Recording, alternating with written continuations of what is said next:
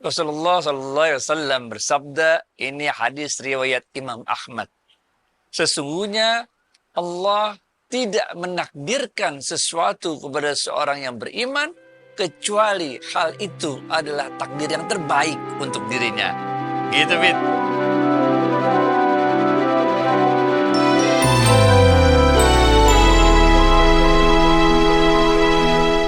Assalamualaikum warahmatullahi wabarakatuh, sahabat Smart Skill School. Semoga kita semua selalu dalam lindungan Allah Subhanahu wa Ta'ala. Amin. Sahabat, mari kita tetap semangat dalam menjalankan hidup. Setelah berikhtiar, berdoa, kita serahkan semuanya kepada Allah. Yuk, kita langsung sapa Ustadz kita, Ustadz Adi Warman Azwar Karim. Ustadz, Assalamualaikum, apa kabar?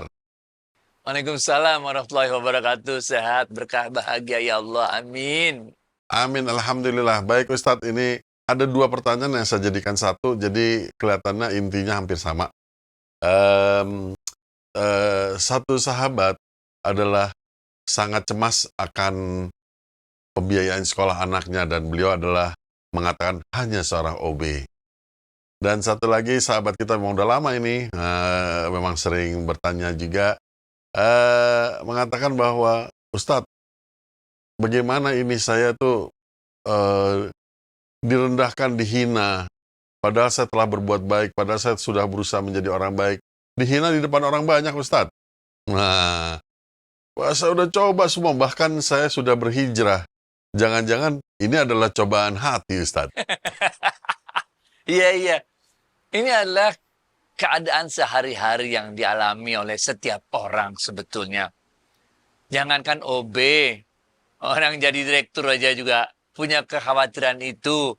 Nanti bagaimana kalau udah nggak jadi direktur lagi? Bagaimana anak-anak saya masih kecil, segala macam. Jadi kekhawatiran itu tidak memandang kaya atau miskin. Setan, iblis itu sangat pinter untuk memasukkan yuwaswisu fi sudurin nas ke dalam hati kita.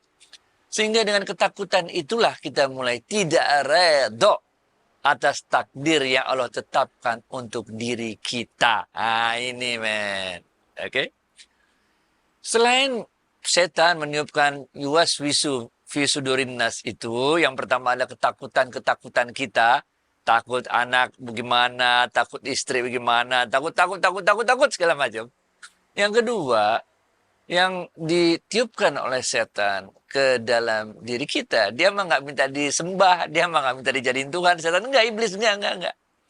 Dia hanya ingin menciptakan, selain ketakutan tadi, yang kedua adalah ketergantungan kita kepada makhluk. Sehingga kebahagiaan kita tergantung pada makhluk. Kalau makhluk itu senang sama kita, kita bahagia.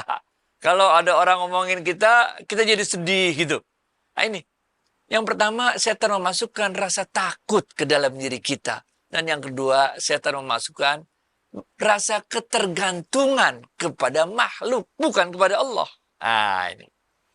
Rasulullah SAW waktu itu, ini dalam sebuah hadis yang panjang, diceritakan, ketika itu Rasulullah SAW mendatangi sekelompok kaum Ansor. Kemudian Rasulullah SAW bertanya kepada kelompok kaum Ansor tersebut, apakah kalian orang-orang beriman? Kata Rasulullah SAW. Maka kaum Ansor yang ditanya oleh Rasulullah SAW itu terdiam, bingung mau jawab apa. Bukankah mereka sudah mengatakan asyhadu an la ilaha illallah wa asyhadu anna Muhammad Rasulullah? Bukankah Rasulullah SAW tahu bahwa mereka ini udah beriman kepada Allah, udah mengucapkan syahadat, benar gak? Tapi sehingga kaum Ansor yang ditanya oleh Rasulullah SAW, dia terdiam. Kok Rasulullah nanya begini? Apakah kalian termasuk orang-orang yang beriman? Hadir pada saat itu Umar bin Khattab radhiyallahu an di antara kalangan kaum Ansor tersebut. Maka Umar bin Khattab memecah keheningan itu, memecah kesunyian itu. Apa kata Umar bin Khattab? Umar bin Khattab mengatakan, ya Rasulullah, kami termasuk orang-orang yang beriman. Kemudian Rasulullah SAW bertanya lagi kepada Umar bin Khattab radhiyallahu an, apa tanda-tandanya kalau kalian telah beriman? Nah ini. Kemudian Umar bin Khattab radhiyallahu an mengatakan, Kami bersyukur ketika kami mendapatkan nikmat dari Allah. Kami bersabar ketika kami mendapatkan cobaan dari Allah. Dan kami redha atas apapun takdir yang Allah tetapkan untuk diri kami. Rasulullah SAW kemudian mengatakan, kalian termasuk orang-orang yang beriman. Ini. Sekarang kita akan bahas lebih dalam lagi mengenai yang ketiga. Syukur sama sabar udah kita bahas waktu episode yang sebelumnya. Kita sekarang akan bahas tentang redha. Dapat nikmat, syukur. La in syakartum la azidannakum. Dapat cobaan, sabar. Innallaha ma'as sabirin. Benar ya? Yang ketiga ini, redha atas apapun yang ditetapkan Allah untuk diri kita. Oke? Rabi'ah Adawiyah, seorang ahli sufi besar, waktu itu pernah ditanya, apa sebetulnya definisi redha kepada takdirnya Allah ini? Maka Rabi'ah Adawiyah waktu itu mengatakan, redha adalah ketika kegembiraanmu mendapat musibah sama dengan kegembiraanmu mendapatkan nikmat. Ini. Buat kita sama aja. Dapat musibah kita bahagia. Dapat nikmat kita bahagia. Ini. Ketika kegembiraanmu mendapat cobaan itu sama dengan kegembiraanmu ketika engkau mendapat nikmat. Ini. Al-Hasan bin Ali bin Abi Thalib radhiyallahu an. Ini adanya dalam kitab Syiarul Alamin. Beliau mengatakan, siapa-siapa yang yakin apa-apa yang diberikan Allah untuk dirinya adalah yang terbaik untuk dirinya, maka dia tidak akan pernah menginginkan sesuatu selain apa yang telah Allah berikan pada dirinya. Ini orang kalau udah redha gitu udah. Bukan berarti kita nggak ngapa-ngapain ya. Kita harus ikhtiar, doa, prasangka baik pada Allah. Tapi ketika kita tiba pada keadaan hasilnya kayak begitu, ya udah. Siapa-siapa yang yakin bahwa takdir yang ditentukan Allah, keadaan yang ditentukan Allah untuk dirinya itu adalah selalu baik, maka dia tidak akan menginginkan hal lain selain apa keadaan yang telah diberikan Allah untuk dirinya itu. Ini. Sehingga dengan demikian bagi kita mudah. Kita tidak usah khawatir. Bisa jadi kita saat ini OB. Tapi anak kita bisa jadi direktur nanti. Ya, benar gak? Tiap orang ada jalan hidupnya masing-masing. Tiap orang ada rezekinya masing-masing. Betapa banyak orang yang profesinya sama. Sama-sama jadi guru. Sama-sama jadi direktur. Sama-sama jadi apalah. Supir, sama-sama jadi OB. Benar gak? Profesi boleh sama. Tapi rezeki beda-beda. Karena tiap orang punya jalan hidupnya masing-masing. Yang diperlukan kita lakukan adalah, yaitu apa yang disampaikan oleh Umar bin Khattab radhiyallahu anhu tadi, kita bersyukur ketika menerima nikmat, bersabar ketika mendapat musibah, dan redha atas semua takdirnya Allah kepada kita. Gitu, Wid. Baik Ustadz, paham kira-kira. Jadi kita harus ridho kepada keputusan Allah. Tapi Ustadz juga sering mengatakan bahwa Allah juga ridho kepada kita. Itu bagaimana Ustadz? Ya betul, memang ketika kita selalu redha atas semua takdir Allah kepada diri kita, maka Allah pun akan redha kepada kita. Ini. Jadi kita redha aja lah atas apa takdir yang telah Allah tetapkan pada diri kita, maka Allah pun akan redha kepada diri kita. Rasulullah SAW bersabda, ini hadis riwayat Imam Muslim. Sungguh Allah telah menuliskan takdir setiap makhluknya 50.000 tahun sebelum langit dan bumi diciptakan. Udah selesai. 50.000 tahun sebelum langit dan bumi diciptakan. Takdir kita udah ketulis. Memang kita dapat merubah takdir. Udah ada merubah takdir dengan doa, merubah takdir dengan keredoan kita terhadap takdir tersebut dan sebagainya. Tapi yang ingin kita tekankan di sini bahwa sebenarnya kita tidak mampu melawan takdirnya Allah. Betapa banyak misalnya yang mau nikah, yang udah cinta sama cinta, sayang sama sayang. Kalau bukan jodohnya nggak bakal nikah. Sebaliknya berapa banyak juga orang yang udah nikah baik-baik, kemudian dalam pernikahannya itu udah ditakdirin Allah bakal pisah. Betapapun kedua-duanya berusaha untuk mempertahankan pernikahan itu, ya emang udah takdirnya pisah, bener ya. Betapa banyak orang yang udah kerja luar biasa, rezekinya ya segitu-gitu. Ada orang yang kerjanya agak santai-santai aja, rezekinya lebih besar udah. Allah udah atur semuanya. Rasulullah SAW bersabda, ini hadis riwayat Imam Tirmizi. Sesungguhnya balasan dari Allah itu tergantung pada besarnya ujian yang diterima.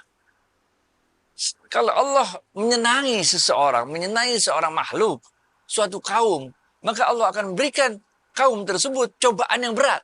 Karena Allah tahu persis orang itu karena keredoannya itu mampu diberikan beban cobaan sebesar itu. Nah, sesungguhnya balasan dari keredoan orang itu tergantung pada besarnya ujian yang diterima. Mereka-mereka yang redo akan cobaan yang ditimpakan Allah pada dirinya, maka Allah pun akan redo pada dirinya. Tapi siapa-siapa yang tidak redo akan cobaan yang ditimpakan Allah pada dirinya, maka Allah akan murka pada orang tersebut. Udah ketulis 50.000 tahun yang lalu, ngapain ente pakai ngomel-ngomel, ngedumel, nggak mau segala, bener gak? Udah jalanin aja, kalau kita redo, maka Allah pun redo kepada kita. Ibnu Qayyim, ini ya, Syekh Ibnu Qayyim rahimahullah, dalam kitabnya Madarijus Salikin, ini pernah kita kutip juga kitabnya nih dalam episode yang sebelumnya.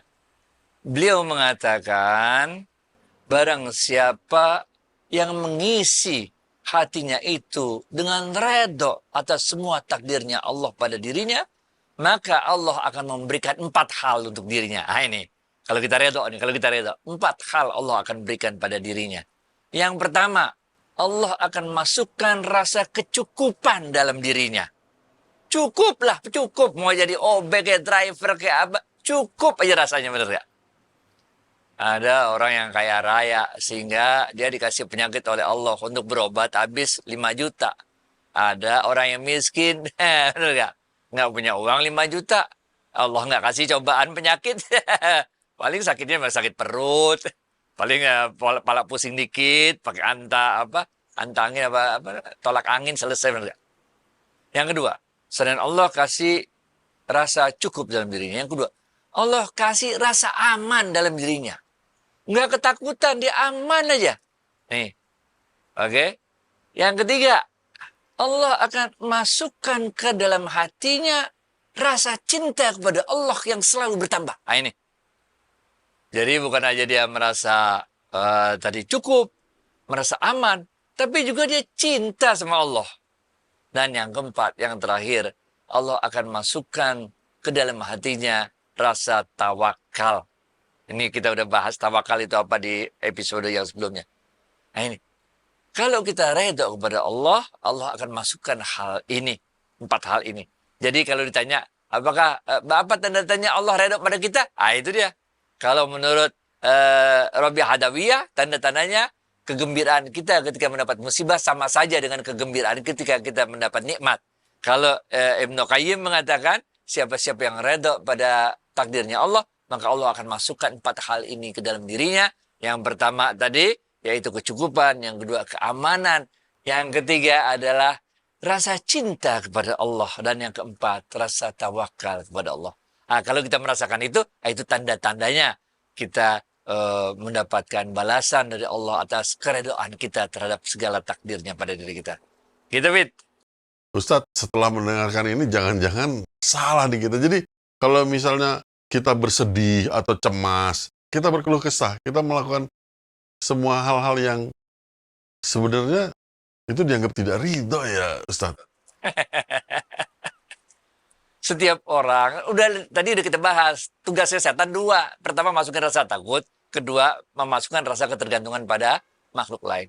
Setiap orang diberikan oleh Allah situasi yang berbeda dan cara kita merespon terhadap situasi itu yang berbeda. Oke, ketika ada angin puting beliung, ada orang yang responnya terhadap keadaan angin puting beliung itu membangun rumah dari batu bata yang kuat supaya nggak kena puting beliung. Tapi ada orang lain, sama-sama ada puting beliung, dia malah bikin kincir angin supaya bisa nampung anginnya jadi listrik. Ketika hujan, ada orang yang hujan masuk rumah karena nggak mau kehujanan. Tapi ada orang yang hujan malah keluar bawa payung, nyewain payung. Ada orang kalau banjir, itu masuk rumah nggak mau naik mobil karena takut mobilnya nanti mogok di tengah jalan. Tapi ada orang yang kalau banjir malah keluar, nyari mobil mogok untuk dorongin. Bener ya? Jadi takdir Allah itu ya udah begitu, tergantung kita bagaimana menyikapinya. Kalau kita mau menyikapi takdir Allah itu dengan bersedih, putus asa, ngomel-ngomel terus, ya takdirnya nggak berubah juga. Kita malah rugi, stres. Tapi kalau kita menyikapi takdir itu dengan yang tadi udah kita sebutkan, kan? Sama saja kegembiraan kita mendapat musibah dan kegembiraan kita mendapat nikmat, maka kita akan malah mendapat 4 hal yang dikatakan oleh Ibnu Qayyim tadi. Mudah-mudahan dengan demikian kita akan lebih dapat memahami betapa sayangnya Allah, betapa cintanya Allah kepada kita. Gitu, Fit. Baik Ustadz, bagus sekali. Ini ada satu lagi pertanyaan dari sahabat, tapi mungkin out of topic. Menanyakan bagaimana apakah dosa ayah atau ibu bisa diwariskan kepada anaknya? Apa dosa itu turun-temurun gitu, Ustadz? Ada aja. Enggak. Dalam Islam kita enggak mengenal konsep dosa warisan. Setiap anak yang lahir bagaikan kertas putih. Enggak bawa dosa, enggak bawa amal. Itu. Karena dalam keadaan fitrahnya bayi yang baru lahir itu enggak ada. Bahwa orang tuanya dulu misalnya pembunuh, belum tentu anaknya juga pembunuh. Kalau orang tuanya dulu koruptor, belum tentu anaknya koruptor. Kalau orang tuanya pernah buat dosa apa, anaknya nggak mesti begitu, benar nggak?